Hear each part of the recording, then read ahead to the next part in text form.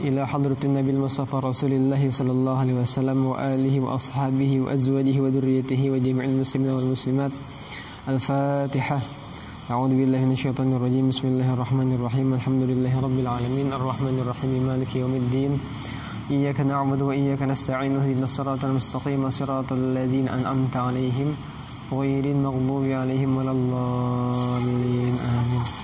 بسم الله الرحمن الرحيم. الحمد لله رب العالمين والصلاة والسلام على أشرف الأنبياء والمرسلين سيدنا ومولانا محمد وعلى آله وصحبه أجمعين.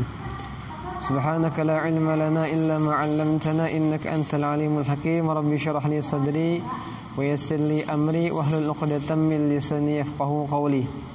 ربي يسر ولا تعسر بتمم بالخير. اللهم لا سهل إلا ما جعلته سهلا وأنت تجعل الحزن إذا شئت يا ربنا سهلا.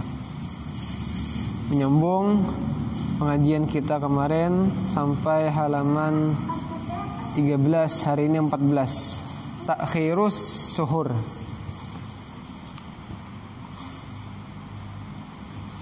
Jadi bacaannya suhur dengan dhammah huruf sin. Jadi kalau suhur, sinnya itu dhammah artinya makan sahur. Kalau sahur fathah itu makanan yang dimakan waktu sahur. Itu bedanya. Kalau kita baca dhammah suhur itu memakannya. Memakan makanan di waktu sahur itu suhur bahasa Arabnya. Kalau sahur itu makanannya. Kalau waktunya apa? Sahar. Sahar itu waktunya. Suhur makannya, pekerjaannya. Sahur yang dimakan. Nah. Jadi ta'khirus suhur melambatkan makan sahur.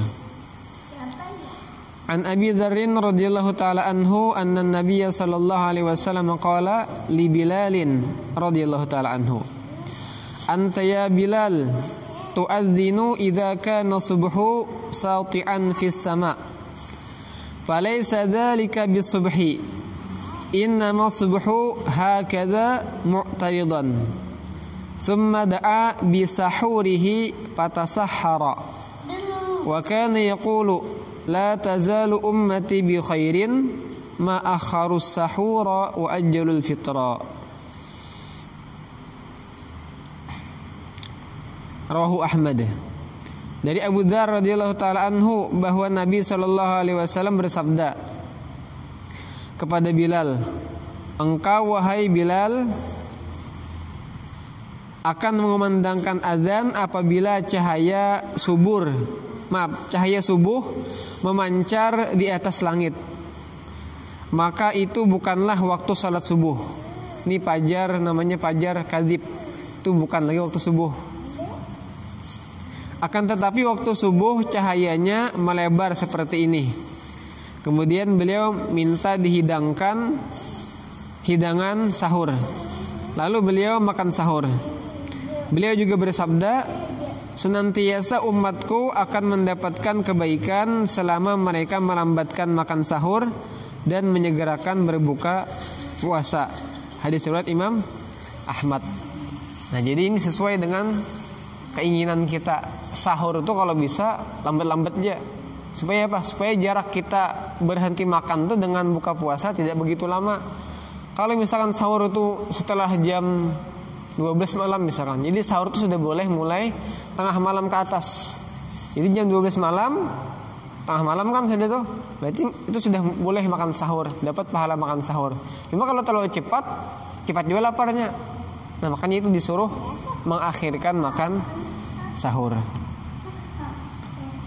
Kemudian berikutnya ta'jilul iftar, menyegerakan berbuka puasa. Kebalikannya, kalau buka puasa segera.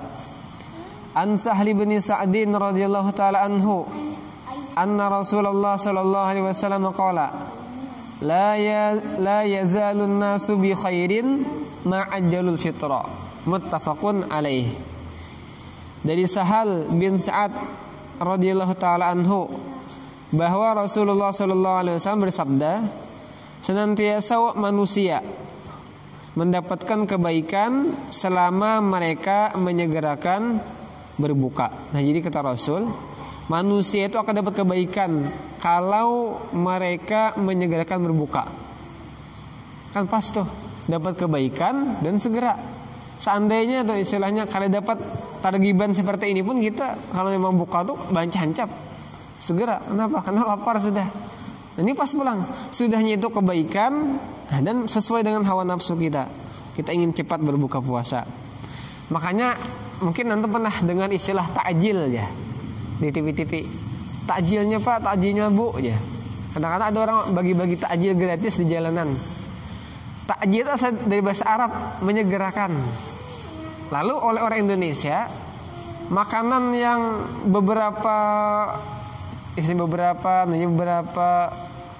kalau makan loh tersebutlah beberapa butir kurma atau misalkan beberapa buah kue, kemudian segelas air, lalu dibungkus mereka, itu namanya takjil biasanya.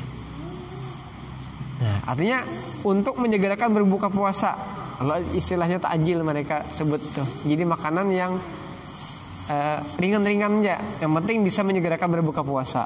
Nah itu biasanya kadang-kadang orang ada yang membagikannya secara gratis di jalanan, khususnya ketika musim mudik. Kadang-kadang orang musim mudik di jalan macet, jalan tol tuh macet kadang-kadang. Jadi orang waktu maghrib tuh masih di jalanan tuh. Nama jalan tuh sambil cari warung, nggak ada warung, sambil nyamping nggak ada warung. Nah kalau dia ada bekal, makan bekal. Tapi kalau nggak ada bekal, ada yang kadang-kadang sebagian orang yang mendonasikan, nah bagi-bagikan takjil gratis kepada yang sedang mudik di jalanan, atau bagi orang-orang yang misalkan tidak mampu, pengamen, kemudian anak jalanan, tukang ojek online, ojol kan dibagikan gratis, bisa ada kadang-kadang seperti itu, takjil namanya. Kemudian berikutnya aklu tamaratin qabla al-ghuduwi ila salatil idi, memakan beberapa butir kurma sebelum berangkat untuk melaksanakan salat Id. An Anas bin Malik radhiyallahu taala anhu qala kana Rasulullah sallallahu alaihi wasallam la yagdu yaumal fitri hatta ya'kula tamaratin, rawahul Bukhari. Dari Anas bin Malik radhiyallahu taala anhu, ia berkata, Rasulullah sallallahu alaihi wasallam tidak akan berangkat melaksanakan salat Id pada hari raya Idul Fitri sehingga memakan beberapa butir buah kurma. Hadis riwayat Imam Bukhari. Jadi Rasul tidak akan berangkat kecuali setelah makan beberapa butir kurma. Sehingga kalau kita mau salat Id Idul Fitri, kita makan kurma atau makan yang lain-lain itu niatkan sunnah, dapat pahala. Sudah hanya kita nyaman makan, dapat pahala sunnah. Nah itu makanya Anda masukkan di sini. Kan nyaman tuh, dapat pahala. Makan jangannya disuruh kada makan kan harus lapar. Ini suruh makan dapat pahala pulang. Karena makan mengikut Rasulullah. Jadi orang yang ikut Rasulullah, ikut sunnah Rasulullah dapat pahala. Tambah nyaman dapat makan kurma. Kalau udah kurma Allah, kita bisa aja makan yang lain. Cuma kalau bagusnya kurma sesuai makanan yang beliau makan. Nah beda halnya dengan hari raya Idul Adha, itu tidak disunahkan kita makan. Jadi sebelum berangkat tuh puasa dulu, artinya tidak makan dulu, nanti setelah datang baru makan. Itu kalau Idul Adha. Kalau Idul Fitri itu sunnah makan dulu, karena sudah sebulanan kita puasa. Beda kalau hari Idul Adha, itu paling kita puasa berapa hari? Paling tanggal 8, tanggal 9 yalah puasa, apa istilahnya itu, tarawiyah, Arafah, lalu kita hari raya. Nah jadi 2 hari aja. Jadi wajar kalau hari Idul Adha itu masih disunahkan tidak makan sebelum berangkat Idul Adha salatnya. Berikutnya tahrimu saumi ayyami tasyrik, keharaman berpuasa di hari-hari tasyrik. Hari tasyrik itu hari 11, 12, 13 bulan Dzulhijjah. An Nubaisyata al-Hudali radhiyallahu taala anhu qala qala Rasulullah sallallahu alaihi wasallam ayyamut tasyriqi ayyam aklin wa syurbin, rawahu Muslim. Dari Nubaisyah al-Hudali radhiyallahu taala anhu, ia berkata Rasulullah sallallahu alaihi wasallam bersabda, hari-hari tasyrik adalah hari untuk makan dan minum. Hadis riwayat Imam Muslim. Jadi pas hari raya, hari ke-10, tasyrik 11, 12, 13. Biasanya kita kalau hari raya itu masih musim-musim hendak makan-makan lagi. Jadi pas saja disuruh kalau bisa berpuasa hari itu, hari makan minum kata Rasul, haram berpuasa. Saat nikah haram pun kita mungkin boleh juga puasa. Kenapa? Masih zaman-zamannya daging masih banyak. Yalah kan hari 10 orang hanya menyembelih sapi, kambing, masih banyak daging di rumah. Jadi masih anak makan kita, pas saja diharamkan berpuasa waktu itu. Saatnya kalau diharamkan pun kita mungkin boleh berpuasa. Apalagi diharamkan sesuai banget lawan nafsu kita tidak berpuasa. Tasyrik ini awalnya dari kata syarraka yusyarriqu. Artinya apa? Mengeringkan. Dulu orang supaya daging itu awet, lalu dijemur di terik matahari. Syarraka yusyarriqu. Jadi menjemur daging di terik matahari supaya awet. Tasyrik. Jadi awal-awal tidak boleh menyimpan daging itu dalam waktu lama. Jadi harus dihabiskan. Dalam beberapa hari harus habis daging no. Lalu setelah itu dapat kebolehan, boleh disimpan sampai beberapa waktu. Dulu zaman kada kulkas. Lalu untuk mengawetkan makanan nggak bisa didinginkan dengan cara di kulkas atau di freezer. Lalu bagaimana cara mengawetkannya? Dikeringkan. Jadi dijemur di bawah matahari, lalu daging itu jadi awet. Nah itu jadi tasyrik tuh.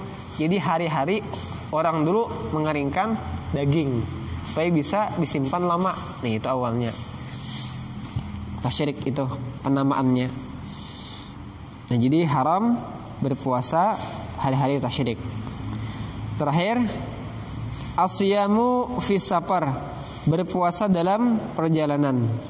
Bagaimana hukumnya? Boleh atau tidak? An Jabir bin Abdullah radhiyallahu taala anhuma qala kana Rasulullah sallallahu alaihi wasallam fi safarin fara'a rajulan qad ijtama'an nasu alaihi wa qad udhillila alaihi faqala ma lahu qalu rajulun shaimun faqala Rasulullah sallallahu alaihi wasallam laisa minam birri atasumu pim safar. Nah cara membacanya seperti itu. Alif lam dibaca dengan alif dengan mim. Nah, jadi ada dalam bahasa Arab tuh cara membaca alif lam diganti dengan alif dengan mim. Kalau riwayat lain laisa minam birrim siyamu pim safar aja.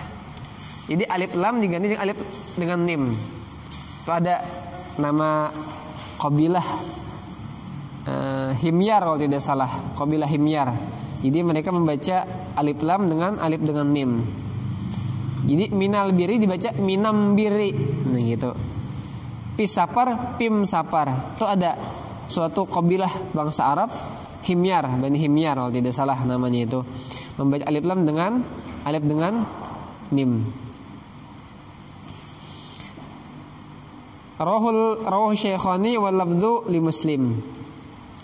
Dari Jabir bin Abdullah radhiyallahu taala anhuma ia berkata, Rasulullah sallallahu alaihi wasallam pernah melakukan suatu perjalanan lalu melihat seorang laki-laki yang dikerumuni manusia dan diberikan naungan.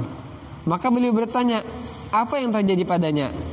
Orang-orang menjawab, dia adalah seseorang yang sedang berpuasa. Maka Rasulullah sallallahu alaihi wasallam bersabda, bukan termasuk kebaikan berpuasa dalam perjalanan. Nah cuma ini adalah puasa sunnah. Sunnah. Jadi gara-gara memaksakan puasa sunnah sampai-sampai dia harus dinaungi. Kenapa? Hampir pingsan. Kenapa? Keletihan. Bisa dibayangkan zaman dulu tidak ada yang namanya AC, mobil AC tidak ada. Jadi kalau perjalanan menempuh gurun pasir, paling-paling ada atap sekedup daripada unta. Coba kalau pakai kuda nggak ada atapnya, tengah terik matahari gurun pasir, kira-kira capek tidak? Capek. Jadi wajar kalau sampai tengah jalan ada yang hampir pingsan, dinaungi, nah kesian. Nah kata Rasul kalau sampai menyiksa diri seperti itu bukan termasuk kebaikan. Puasa sunnah di perjalanan.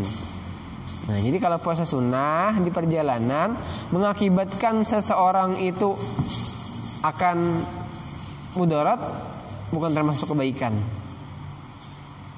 Bahkan kalau puasa wajib sekalipun, kalau memang dia perlu berbuka aja, tidak masalah. Tidak berdosa dia berbuka, dibolehi berbuka, tapi nanti diqadha. Nah, kalau dalam perjalanan memang dia tidak mampu berpuasa.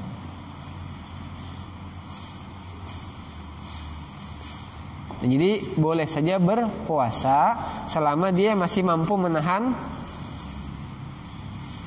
panasnya terik matahari ataupun lelahnya dalam perjalanan. Tapi kalau tidak mampu lagi, bagusnya dia berbuka saja. Supaya apa?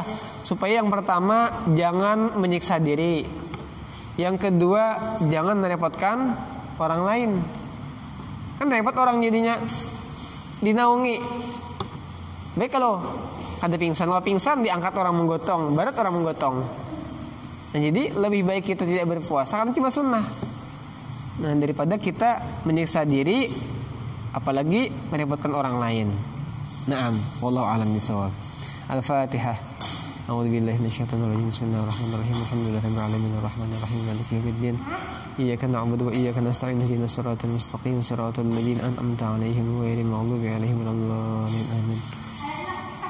Bismillahirrahmanirrahim. Alhamdulillahirabbil alamin wassalatu wassalamu ala asyrafil anbiya'i wal mursalin sayyidina wa maulana Muhammadin wa ala alihi wa sahbihi ajma'in. Allahumma anfa'na bima 'allamtana wa 'allimna ma yanfa'una wa zidna 'ilman yanfa'una. Allahumma arzuqna fahman nabiyyin hifdzal mursalin ilhamal malaikatil muqarrabin. Allahumma inna qad istawda'naka ma 'allamtana wa ma fahamtana farudduhu ilayna 'inda hajatina ilaihi. Wa sallallahu ala sayyidina Muhammad wa ala alihi wa sahbihi wasallam. Alhamdulillahirabbil alamin. Subhanallah bihamdihi subhanallah bihamdika asyhadu an la ilaha illa anta astaghfiruka wa atubu ilaik.